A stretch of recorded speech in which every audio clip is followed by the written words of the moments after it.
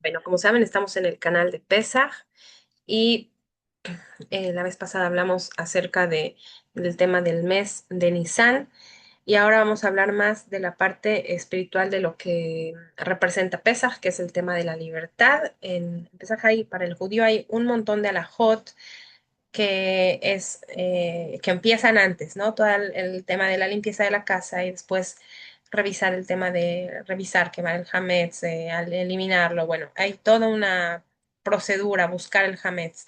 Evidentemente todo eso no es necesario en el caso de alguien que no es judío y también todas las alajot que tenemos durante Pesaj, el tema de abstenernos de comer el hametz, em, los productos, los alimentos, la vajilla, bueno, toda la casa cambia de lógica completamente, pero hay un aspecto que sí podemos rescatar y que es relevante para, no solo para judíos, sino también para no ágidas, y es el concepto de la libertad, porque finalmente, primero hay que definir qué sería la libertad vista desde el punto de vista del judaísmo, y también la libertad que finalmente cuando un no ágida llega a la Torá, está justamente conectando con esa libertad espiritual.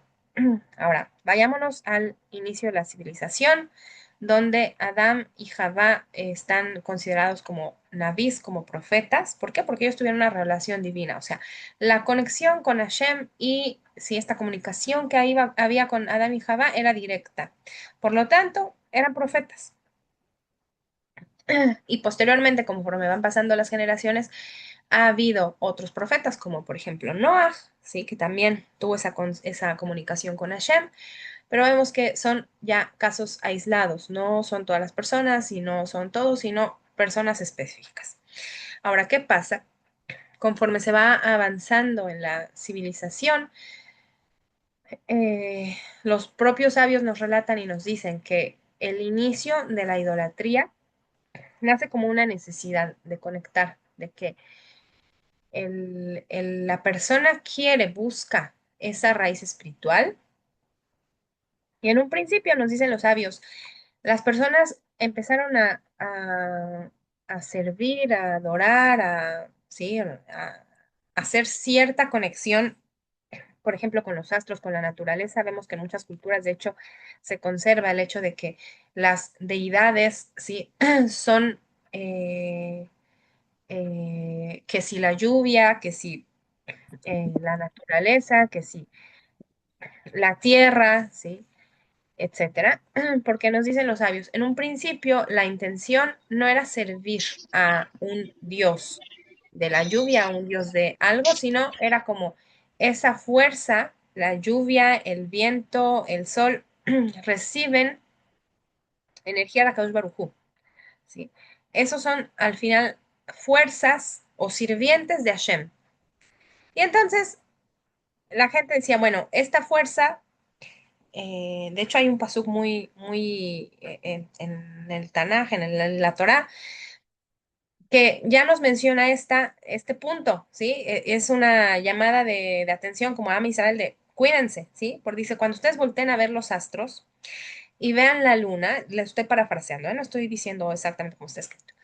Dice, no, no la sirvan, ¿sí? Porque la luna no es que ella brilla y es importante por sí, en sí por ella misma, sino que a Kadosh Baruj Hu le dio eso.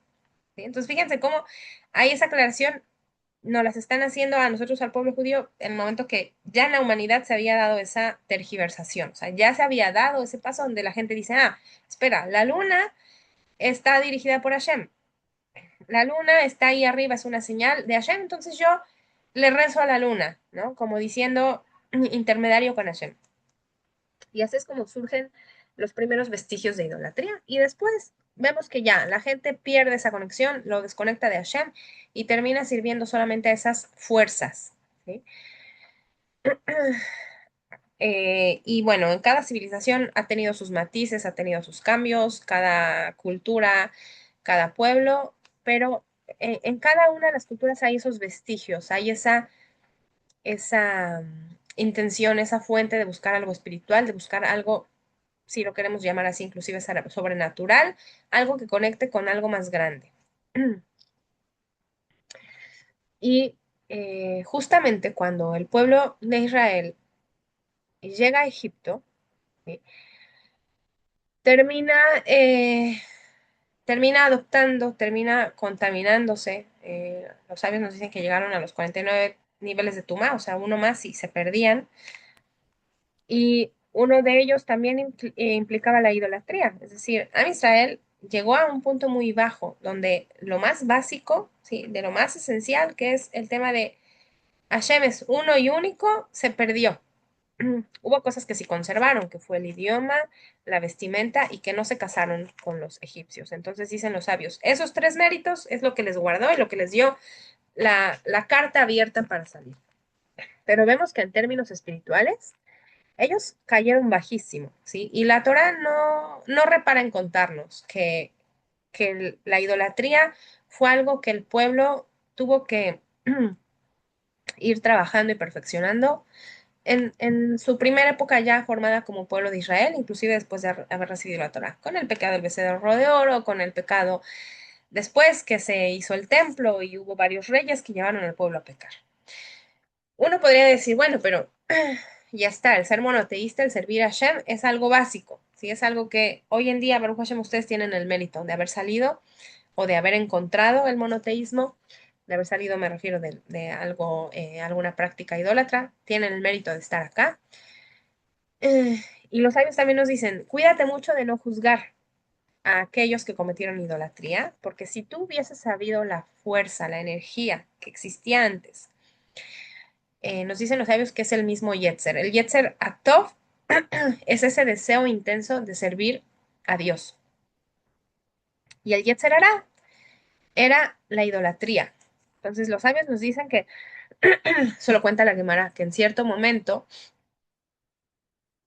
los sabios rezan y Akadosh Baruj Hu baja ese Yetzer, ¿sí? Lo disminuye, lo, lo va a hacer más pequeño, pero que ese servicio, tanto hacia la parte buena y hacia la parte mala, va a decaer. O sea, que también el deseo de servir a Hashem disminuyó y también en ese sentido el deseo de idolatría. Por eso es que hoy en día a nosotros nos parece ajeno y decir, bueno, ¿cuál era la complicación? Servir a Hashem y ya está, no servir a alguien más. Y nos dice la Gemara, refiriéndose a un rabino que criticaba y decía, pero ¿cómo es posible que el pueblo de Israel cayera y cayera en idolatría? Entonces le contesta a otro sabio y le dice, no digas nada porque si tú hubieses estado en esa época, tú mismo hubieses levantado tu túnica y hubieses corrido para hacer ese servicio ajeno, ¿sí? Para que veamos que no era una problemática de entendieron o no entendieron. Pensémoslos en términos actuales, ¿sí? Que a cualquiera de nosotros nos puede llegar a pasar. Que quizá haya un punto débil, llamémoslo así, donde digamos una persona diga, yo he intentado cambiar algo y no logro. Intento y no logro cambiarlo, ¿sí? Y uno diría, pero ya lo entendiste, ya te lo explicaron, ya lo sabes, que eso no te hace bien, que no te conviene, que no... Y uno dice, sí, ya lo entendí, aquí ya lo entendí, pero en la práctica me sigo cayendo. Pensémoslo un poco similar, era lo que le pasaba a Israel. Pero ciertamente en el momento de la salida de Egipto hubo un parteaguas, hubo un punto de partida, a pesar de ese nivel tan bajo que habían caído, y lo tocamos la vez pasada, que es el hecho de que el pueblo estuvo dispuesto a sacrificar a ese becerro, ponerlo en el patio, 3 días lo tuvieron ahí exhibido, si lo queremos decir así, amarrado. A los 3 días lo sacrifican, agarran su sangre, la usan para pintar el marco de la puerta y esa fue su manera de desafiar a la idolatría de ese momento, tanto de los egipcios, pero también de ellos propios. Es decir, era como esa autodemostración de, mira, sí estoy convencido que ese cordero no es una deidad, al grado que lo tengo amarrado en mi patio, después de 3 días lo sacrificaron y usaron su sangre para usar esa marca. No era solamente una cuestión técnica, porque uno diría, bueno, ¿a poco el ángel realmente necesitaba una marca en la puerta? ¿No? Los ángeles no necesitan una marca en la puerta para saber quién sí y quién no. Era más bien una autodemostración para para Am Israel, para Bene Israel en ese momento.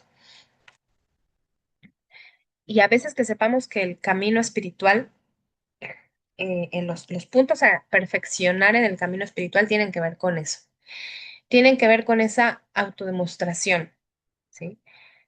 El hecho de que cada una de nosotros, de nosotras, se pueda desafiar y decir, este punto que me está costando, ahora rompo con ello, ¿no? Y hago algo que es algo práctico, no solamente a nivel del pensamiento, el pensamiento es importante, pero conectándolo con la acción.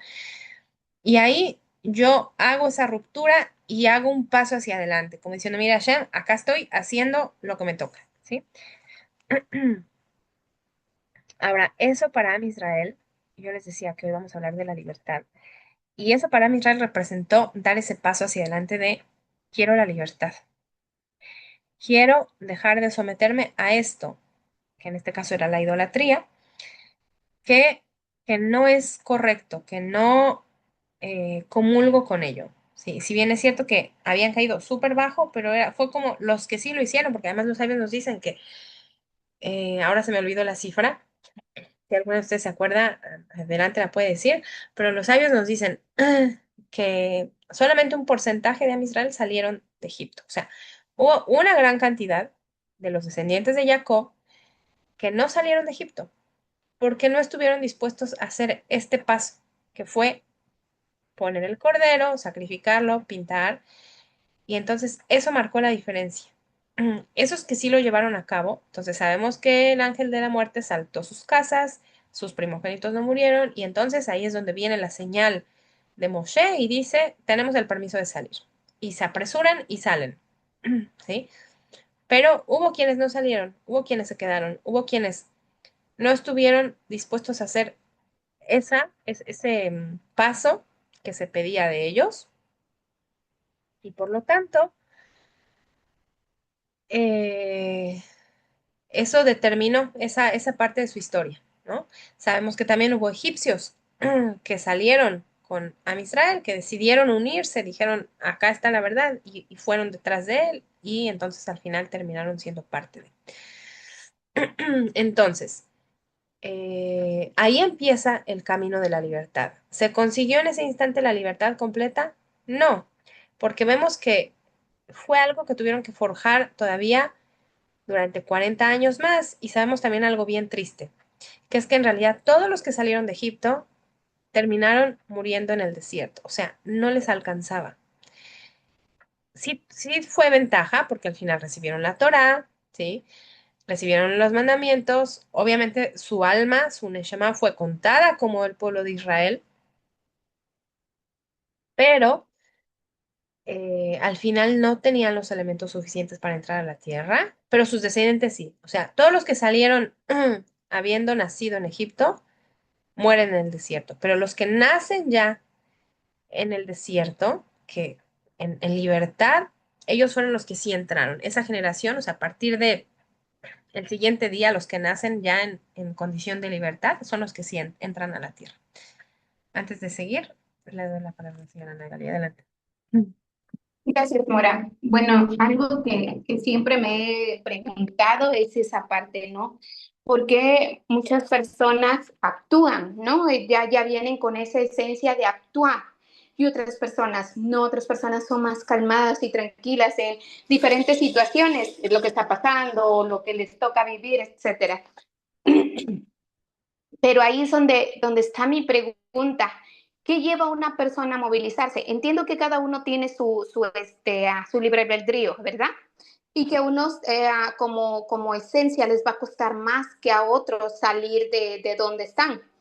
Pero ¿qué lleva a una persona en realidad a actuar? Porque puede ser que una persona que ya vivió algo tan fuerte o dos que crecieron en lo mismo, avance más que la otra, pero ¿por qué quedarse la otra si ya vio que la otra avanza? Ahí yo misma me hago pelotas y me gustaría entender. Entiendo que consiste en el libre albedrío y también se podría decir que en las almas. Sí. Es bien complicado, pero usted me recordó como cuando una de las cosas que me llevó a estudiar psicología fue justamente esa pregunta, ¿no? ¿Qué es lo que hace que unas personas elijan y así y otras elijan así? ¿No? ¿Qué es lo que hace que una persona sí pueda romper con su historia y qué es lo que hace que otras personas no puedan? Que unas les lleve a construir y otras les lleve a lugares muy bajos.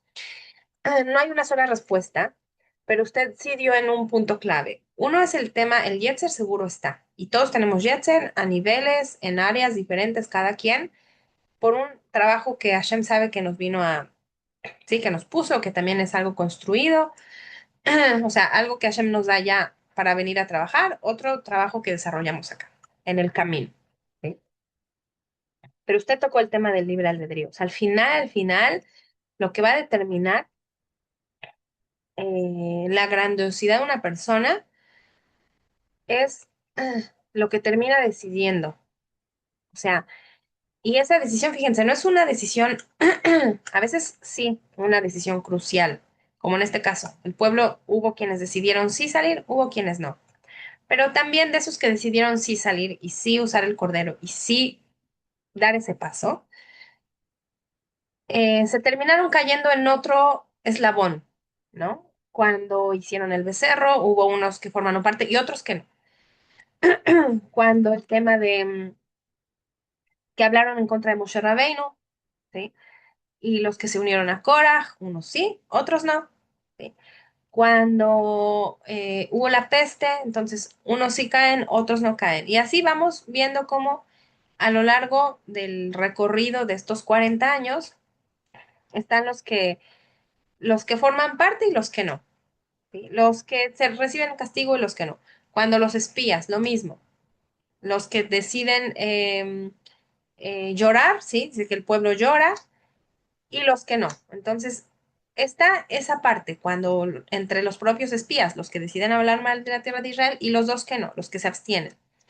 Entonces, al final, la respuesta está dentro de cada uno. O sea, ¿por qué sí? ¿Por qué no? ¿De qué te agarraste? ¿De qué no? Esa es la decisión personal. Y decía yo que es algo de todos los días. O sea, el libre albedrío es algo que decidimos todos los días. Ese libre albedrío nos puede llevar a cambiar, a movilizar, a intentar, a perseguir y nos puede llevar también a la pasividad, a no hacer, a soltar, a perder, ¿sí? Y justamente lo conecto con el tema que quiero hablar, que es el tema de la libertad y la esclavitud. O sea, la libertad tiene un precio, a diferencia de lo que se piensa si ustedes buscan un diccionario, ¿sí? En la definición de libertad. En la libertad desde el punto de vista del judaísmo implica responsabilidad, implica decisión y tiene un precio. Y es un precio que se paga todo el tiempo. O sea, yo soy libre, pero esa libertad me cuesta. No es libertad de comodidad. No es libertad de elijo la vía por la que me es más fácil. Y en eso reside el concepto de Leila Seder, ¿sí? De que no se trata de que ahora no soy más esclavo. Y fíjense, es un punto bien duro. Es como, dejo de ser esclavo de Mitzrayim, de Egipto, del faraón, de los egipcios, pero elijo ser esclavo de Hashem. Y les digo, suena muy fuerte, porque en realidad al final lo que la Torah hace es eso, es someter a un montón de reglas. Y uno diría, bueno, uno se pone a estudiar la Torah y uno dice, no parece un código de libertad. No sé si lo habían pensado, si se lo habían planteado, si se habían atrevido a pensarlo de esa manera. Hay tantas reglas que uno diría, pero eso no parece que sea el código de un pueblo libre. O sea, eso parece el código, y mucha gente a manera de crítica lo dice, ¿no? Es un pueblo sometido. Y nosotros decimos sí, no tenemos problema en decir sí, que somos un pueblo sometido, pero sometido a Kadosh Baruj Hu, sometido a Hashem, no a un pueblo, no a un faraón, no a leyes terrenales que los eruditos de un pueblo decidieron. No, nos sometemos a la ley divina, ¿no? Eso significa el aceptar, a lo mejor han escuchado la frase, ¿sí? Aceptar el yugo divino sobre nosotros. Una persona que se convierte, justamente eso es lo que decide, aceptar ese yugo divino sobre él, someterse a esas reglas. Como no agida se tienen 7 reglas. En ese sentido, si lo queremos ver así, el no agida es más libre, ¿no? tiene 7 leyes y no 613. Entonces vemos que la libertad no tiene que ver con un tema de cuántas leyes tengo, a cuánto, ¿no? Cuántas, porque piénsenlo así, o sea, de acuerdo a la definición de lo que decíamos occidental, ¿no? Pues mientras menos reglas, pues más libre soy, ¿no? Eh, pero, pero no es el concepto judío. Y por lo tanto, decimos, sí, yo en Pesaj recuerdo que acá nos hizo milagros y nos sometimos a él y yo ahora le sirvo a él, ¿no? Ese es el punto. Adelante, la escuchamos.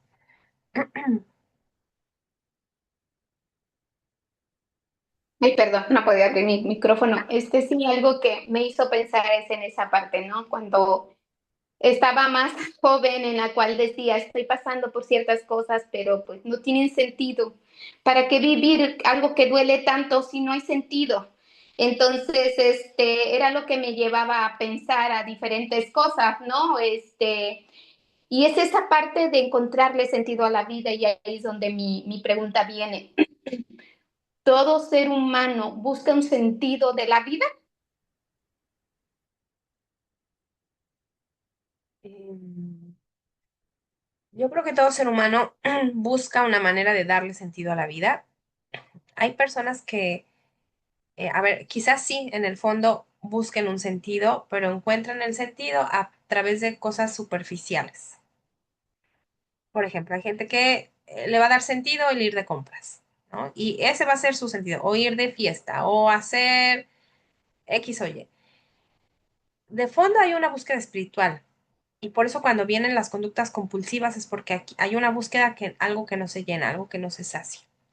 Y por eso también mucha gente cuando encuentra la espiritualidad en su envase que sea, relatan tener cierta conexión con algo más profundo, ¿no? Evidentemente es diferente encontrarlo en el budismo porque finalmente entra en una categoría de idolatría que hacerlo en el marco del monoteísmo, ¿sí? O sea, hay un abismo, pero hay personas que sí, tiene sentido. O sea, hay personas que encuentran el sentido en el budismo y hay personas que encuentran el sentido en el cristianismo y hay quienes en el ateísmo, pero ojo, ese encontrar sentido a veces es algo eh, muy subjetivo, ¿sí? Entonces, el hecho que una persona diga, ah, ahora tiene sentido, no significa que conectó con la verdad, sino que se las arregló, que hizo clic en su dinámica y se quedó ahí, ¿sí? No es una comprobación de, ah, encontré el lugar. Y por eso también en el monoteísmo, no se trata de decir, encontré calma, encontré algo que estaba buscando que era como cierta, en un cierto sentido, cierta calma, sino que en el judaísmo encontré la verdad, o sea, es algo más racional, más que sentidos. Muchas veces lo del sentido es algo más emocional. Y para nosotros, más que lo emocional, lo importante es lo racional. Encontré la verdad, conecto con el concepto de la verdad y entiendo que este camino es de verdad. ¿Se entiende? No es al nivel de emoción, sino al nivel de conciencia. Ahora voy a lo mismo, ¿no? Conectando esta idea con la que le había preguntado anterior. O sea, como que siempre el hombre busca llenar ese hueco. Y ese hueco no solo está en lo superficial, porque al fin de cuentas, cuando uno lo llena con algo superficial, siempre va a estar vacío, ¿no? Va a llenarlo en ese momento y va a sentir nuevamente ese vacío. Y es ahí donde como la alma es la esencia de la persona, que así es lo que como lo estoy percibiendo, a lo mejor estoy mal. Sí. Entonces, por eso siempre tiende a buscar a alguien superior, ¿no? Lo que es el creador, pues nosotros como monoteístas encontramos ese sentido en el monoteísmo, porque hay algo que no solamente lo llena se puede decir superficialmente, que momentáneamente, esa es la palabra que estaba buscando, momentáneamente, sino que se llega a su esplendor, porque hay que trabajar esas partes que cuestan mucho, así es como lo estoy poniendo, Sí, pero no señor, sé si estoy bien. sí. Y bueno, yo sí escuché bien hasta el comentario. No sé si ustedes me están escuchando bien. por el comentario que escribieron. Y la última cosa que me hizo pensar es que justamente, o sea, esa búsqueda de sentido al final, cada uno lo va a llenar a su manera, ¿no? Y yo les puedo decir, la gente que se dedica al estudio de Torah es, o sea, los Talmidei Jajamim, que día y noche están pegados a un libro, o sea, salen de casa, pueden trabajar también, está bien, pero todo rato libre que van a tener, van a estar pegados a un libro estudiando. Yo le diría, ¿cuánto tienen ya más que estudiar? Ya estudiaron 50, 60, 20 años, ya se saben todo de memoria, o sea, ¿qué más? Y sí, siempre se puede seguir llenando más. La pregunta es con qué llenamos, o sea, siempre llenamos, siempre. Imaginemos que somos como una vasija, ¿sí? Siempre vamos a estar llenando esa vasija de algo. La pregunta, ¿de qué la estamos llenando? ¿La estamos llenando de espiritualidad, de mitzvot, de buenas acciones, de conocimiento o la estamos llenando de basura? Lamentablemente hoy en día es muy fácil llenar esa vasija de basura, ¿no? Con todo lo que está tan a la mano, tan fácilmente, tan cómodamente. Em, entonces, bueno, depende. Ahora recibí mensajes, es posible que tenga que, si tenemos la alarma, es posible que tenga que parar, ¿sí? Pero por ahora, bueno, recién fue el aviso en el celular. Entonces, mientras escuchamos a él, adelante,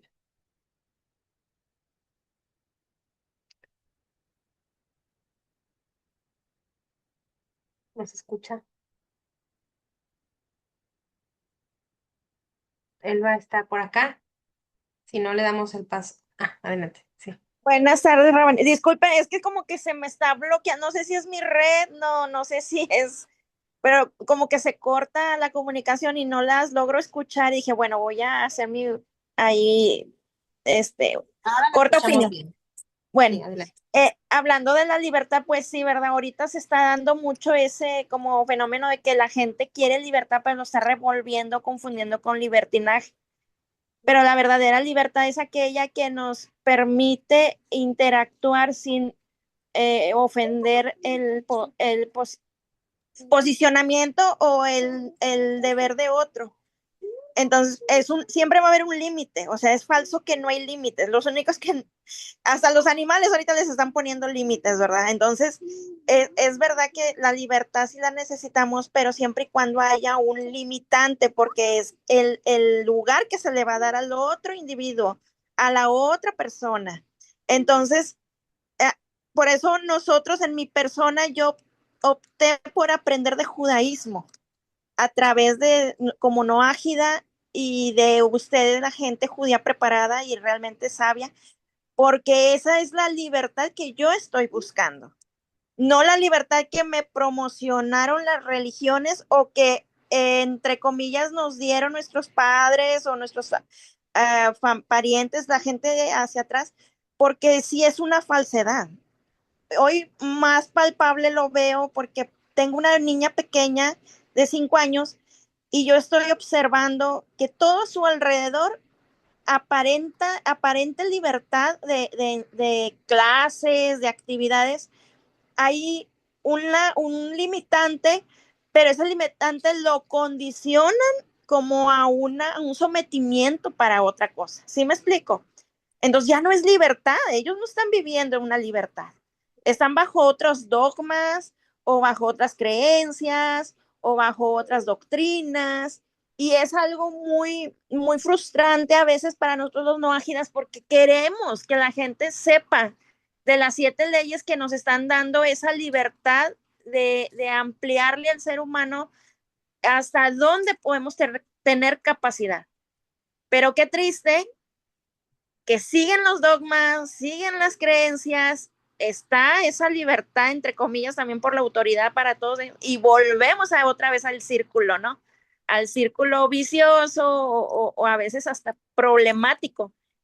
Y yo platicaba con otra persona judía ya hace unos días atrás y me decía, precisamente así somos nosotros los judíos, eso que están sintiendo tú como no ágida, o allá van varios no ágidas que me lo han comentado, es precisamente lo que nosotros los judíos vivimos, que nos sentimos atrapados, nos sentimos que nos están acusando, porque es la libertad en la luz de la Torah contra la pseudo libertad de las creencias, perdón, Rabani, que acortan el conocimiento y el temor a Shem. bueno, eso era lo que yo les quería compartir. Muchas gracias.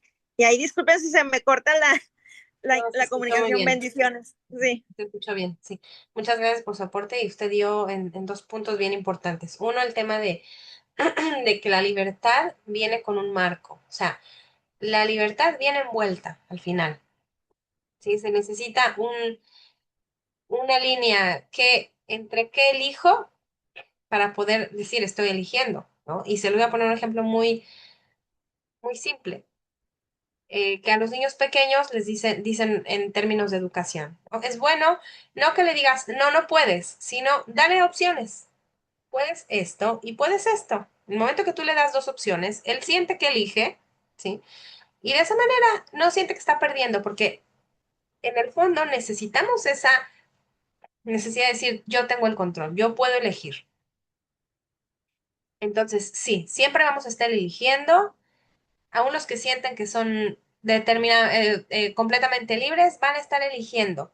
Y esa es la segunda parte que siento que su comentario aportó, el hecho de que también quien está sometido a una ideología específica, ¿sí?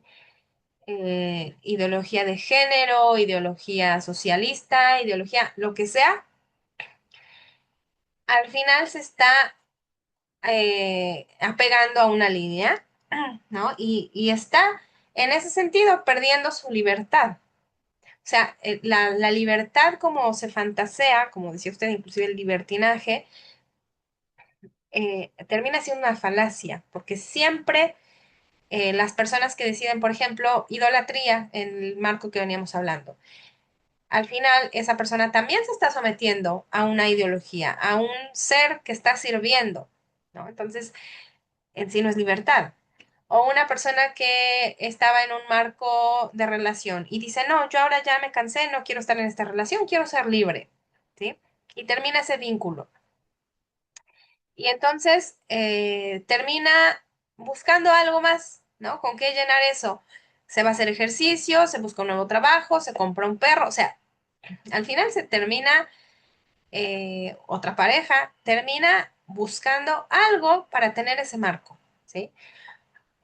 Entonces, siempre va a haber algo a lo que nos vamos a pegar, a lo que vamos a terminar apegándonos. Y esa es justamente la cuestión del judío, decir, yo, si yo me someto a alguien, es a Kadosh Baruj Hu, ¿sí? Esa es mi libertad. Mi libertad es que yo me apego a estas líneas, a este camino, y dentro de ese marco voy a tener libertad.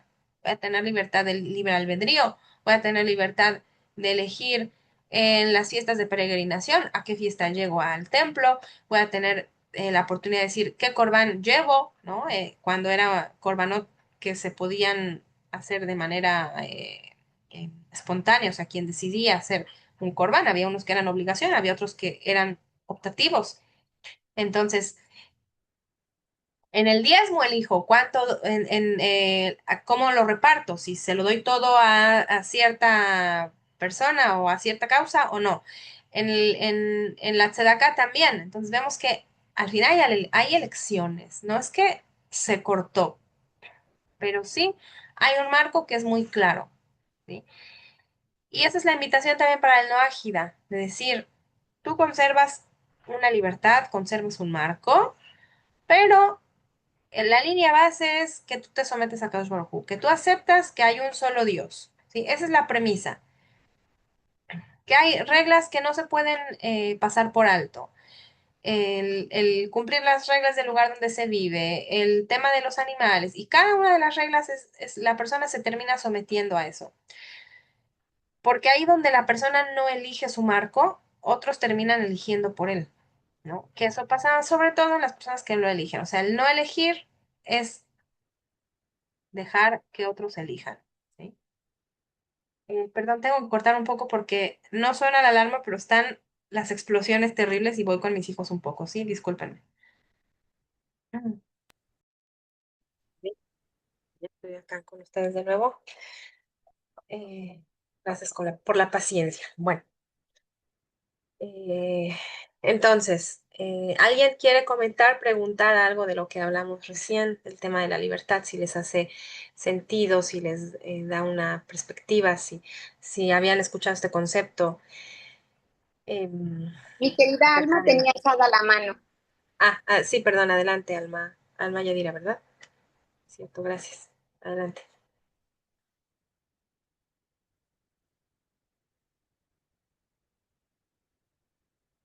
Alma, ¿nos escucha? ¿Está usted por acá?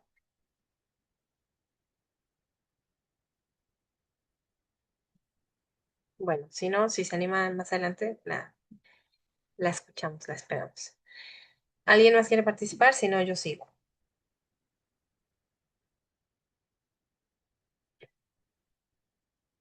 Bueno, veo que no. Entonces, em, vemos que cuando por fin el faraón deja que Am Israel salga a servir, eh, hay un detalle muy importante, que es que Faraón no deja que el pueblo se vaya. O sea, para Faraón no estaba abriendo la puerta para que sus esclavos se fueran. Si ustedes conocen la historia a detalle, leen con detenimiento la historia, el trato era que iban por 3 días. Salían por 3 días a servir a Shem y volvían, ¿sí? Eso fue lo que Faraón acepta. Es lo que Moshe le dice. Y sabemos el final de la historia. Sabemos que el pueblo sale y no vuelve. De hecho, es una de las razones por las que Faraón se pone nervioso, digamos, cuando dice, espera, que no me vayan a hacer aquí una trampa, un truco y que se terminen escapando. Y por eso también es que sale a buscar. Y aquí los sabios nos dicen que, ¿por qué o sea, ¿por qué Moshe no dijo la verdad? ¿Por qué no dijo que lo que querían era salir en libertad definitiva? Y aquí los sabios nos dicen algo importante, que que el faraón no tenía, eh, no podía, ¿sí? O sea, nunca iba a aceptar una situación tal cual. Sus elementos, sus capacidades, su ego, su miedo, sí, todo lo que lo conformaba, no le daban para tal acción. Entonces, en el momento de mayor crisis, que se doblegó, que por fin dijo, está bien, para lo que le alcanza es para decir, vayan 3 días, ¿sí? Y en ese sentido es que Moshe juega el juego de él, ¿sí? Él dice, está bien, vamos por 3 días y volvemos. Pero sabemos que la intención no era volver, la intención era salir, era dejar de estar en esclavitud, dejar de estar sometidos a él. Entonces aquí también vemos algo importante que conectado un poco con las preguntas que se hacían antes, que a veces, y no estoy aquí hablando de una capacidad intelectual, mucho ojo, no estoy hablando aquí de un tema de inteligencia, pero a veces todos nuestros elementos, ¿sí?, que nos conforman, no nos posibilitan, no nos dejan ver. Y justamente ahí la conexión también es con la verdad. Uno puede decir, por un lado me sorprendo y por otro lado digo, bueno, es comprensible que tanta gente se someta a una ideología o que apoye una idea. Y vemos que muchas veces está partida, ¿no? Está dividida en dos bandos. Los que apoyan y los que están en contra, los que condenan y los que defienden. Pero si vamos a ver la historia de la persona, ¿sí?, hay un marco de por qué esta persona apoya o se deja llevar o se apega a un movimiento, a una ideología, a una espiritualidad, ¿sí? Y yo le decía antes con la pregunta que Ana Gali decía, ¿no? De qué lleva una persona a elegir, y uno dice, bueno, uno no puede contestar con certeza qué, pero cuando se analiza de fondo los elementos y las cartas, digamos, de la persona, uno dice, bueno, tiene y este elemento. em, Hay una comprensión, ¿no? De, ok, estos elementos llevaron a la persona a tomar ciertas decisiones, a tomar cierta vía. ¿Lo determinaron? No, porque también con esos elementos pudo tomar otra decisión, pero sí se puede un poco analizar lo que está de fondo. En ese sentido también, cada una de ustedes, ¿sí? Cada una de nosotras, seguramente que hemos tenido muchos momentos en nuestra vida donde ha habido esa encrucijada, ese punto de elección de elijo a la derecha o a la izquierda, elijo blanco o negro. Y, y en ese sentido les decía yo que libre albedrío es como, bueno, la persona elige todos los días al final una vía, ¿sí? Y todos los días se puede elegir una vía, se puede también enmendar, cambiar, volver, retornar, hacer eh, un camino, ¿sí?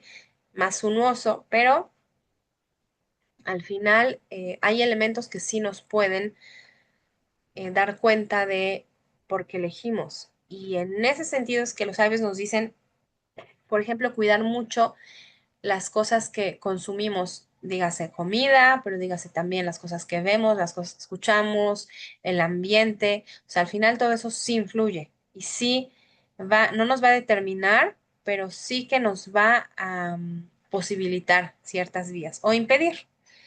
Y en ese sentido, nosotros al final sí que somos resultado de ese marco, de esa crianza, de esos lugares que nos han influido y en ese sentido tenemos esa libertad, vamos a decirlo así, de cerrar ciertas puertas o abrir ciertas puertas. La libertad no es absoluta, ¿sí? Porque hay cosas que van a costar más o que van a ir en contra de la corriente, digámoslo así, pero sí que abre posibilidades y que son elementos que pueden, ¿no? El movilizar a una persona. Y también está la parte bueno, de esa tefilá, de esa voluntad. Una persona que está lidiando con por ejemplo, con un problema yo les decía, de falta de problema de control de la conducta de la voluntad que pasa muchas veces en las adicciones. Y la persona se cae y vuelve a caer y dice, no puedo, no puedo, no puedo. Y a veces cuando se genera esa barrera, ¿sí? Ese marco que le ayuda, ese espacio, ese lugar de contención, ese grupo de apoyo, esa familia que apoya, entonces la persona puede llegar. Y si ustedes han escuchado a una persona que ha dejado una conducta adictiva, la gente suele decir como que no es algo que les deja por completo, es algo que ellos terminan, o sea, siempre les acompaña, pero ellos deciden todos los días decir no, ¿sí? Decir no a esa adicción y elegir otra cosa. Entonces, ahí es donde esa fuerza de voluntad, o sea, la persona tiene esa capacidad de decir no a eso y elegir otra cosa. Eh, Y a eso me refería yo también cuando les decía que la libertad tiene un precio. O sea, esa persona está eligiendo, en el caso que estoy poniendo, está eligiendo el renunciar, el dejar una conducta adictiva, pero paga un precio, porque no le es fácil tomar esa actitud, tomar esa decisión, mantenerse sobrio. Tiene un precio que está pagando. Entonces, Besrat Hashem, que cada una de ustedes logre explorar, ¿sí? Los aspectos que quiere ganar libertad en su vida. Pero junto con decir yo quiero libertad en este aspecto, les invito a pensarlo también desde el punto de qué estoy dispuesto a pagar, ¿no? ¿Qué, qué voy a perder en esa libertad que quiero ganar? Porque es parte de ese trabajo para lograrlo. Y bueno, pues Hashem, que cada uno de ustedes tenga el mérito, la posibilidad, la bendición. Y bueno, no sé si tengan comentarios, preguntas, algo que decir, algo que aportar, alguna reflexión, Yo tengo una adelante. pregunta, Mora. Entonces sería también a lo inverso, o sea, también para lograr cosas como para reprimir, no reprimir, no, esa palabra no la quiero utilizar, sino dar paso a cosas que tienen que pasar como opiniones más en pareja, ¿no? Que hay veces que hay que como, a ver, esto que estoy queriendo hacer, no lo puedo hacer porque a mi esposo no le gusta o a mis hijos no les gusta, entonces tengo que darle paso a lo que ellos desean hacer en lugar de hacer lo que yo quiero hacer. Sería también utilizarlo ahí. Claro, es más complejo porque entonces aquí hay dos deseos que chocan, ¿no? Y la idea no es, o sea, si es algo que es en pro del sistema de la familia, entonces buscar ese punto medio, donde no es que uno está renunciando y el otro se está sometiendo o viceversa, sino, ok, yo busco el marco hasta donde yo me puedo pegar ahí donde la libertad del otro, ¿no? Y hasta donde el otro puede, y entonces encontrar ese punto donde se puede. Em, pero sí, claro, lo hace más complejo ahí donde hay la decisión de alguien más o el deseo de alguien más. Seguro que sí. Y sí contemplarlo de no pasar por alto, ¿no? Y hablarlo y llegar a ese punto donde ambos están cediendo en una parte. Así que gracias por su Sea, que pregunta. no se reprima el deseo y eso a la larga cause frustración, ¿cierto? O Sí, también, claro, pero no solo por eso, sino por el hecho de que, a ver, aquí la pregunta es ¿dónde quedaría la libertad de ambos? ¿No? Entonces, hay una parte de libertad que se renuncia en el momento que uno está en una relación. O sea, eso ya de entrada, ¿no? En el estar en una relación, no es ya gratis esa idea que la gente dice, bueno, es que no quiero casarme porque pierdo libertad. Es cierto, cuando una persona se casa pierde libertad, es real. Y hay gente que no está dispuesta a pagar ese precio, ¿no? Entonces, sí, cuando uno entra en una relación, ahora hay alguien más que contemplar, hay aspectos que contemplar. Entonces, ok, yo renuncio a una libertad hasta cierto punto, ¿no? Ahí donde no afecta al otro. Em, y si es la otra persona la que no está renunciando, es bueno buscar la manera en que se pueda mover un poco, también correr un poco de ese lugar. Esa sería la idea. muchas gracias. Con gusto. Ahora sí escuchamos a Alma. Adelante. Y con su comentario cerramos la clase. Buenas tardes, Mora. Voy a ser rápidamente concreta. Bueno, como decía usted, la libertad de cómo hacen a las personas libertinas y eso, y cómo podemos encontrar, ¿no? Siento que una parte que uno a veces es egoísta y hace cosas, ¿no? Y no recordamos a veces lo que hacemos sinceramente y a veces todas esas cosas tienen consecuencias, ¿no? Y creo que a veces cuando uno está en el punto de encontrar al creador es cuando realmente es eso de que, bueno, yo lo percibí así personalmente, en que cuando uno ya está en la oscuridad del creador, sí, sí te guía. Y como en esta para allá, ¿no? Sí te saca del Egipto, pero tú tienes que hacer tu parte. Y cuando nos saca como que también todavía no queremos entender las cosas. Y hoy precisamente entendí una cosa, ¿no? Es que mi hijo se tardó muchísimo tiempo, se fue a apagar la luz, pero se fue muy temprano. Y me entró como ese miedo otra vez de cuando pasó lo de mi hijo, ¿no? Que no estaba y como muchos jóvenes desaparecen.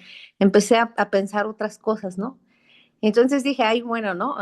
¿Cómo sí? O sea, estoy peleando con él y ahorita sí, ¿no? ¿Por qué tenemos que llegar a este tipo de angustias para saber lo que tenemos en casa? No lo valoramos. E igual, ¿no? Pienso también que ahorita en este momento los chicos están como buscando una identidad que alguna vez nosotros pues no nos han criticado y tratamos de guiar, pero siento como dice usted, si le estamos dice y dice y dice, ellos dicen, no, pues no lo quiero hacer.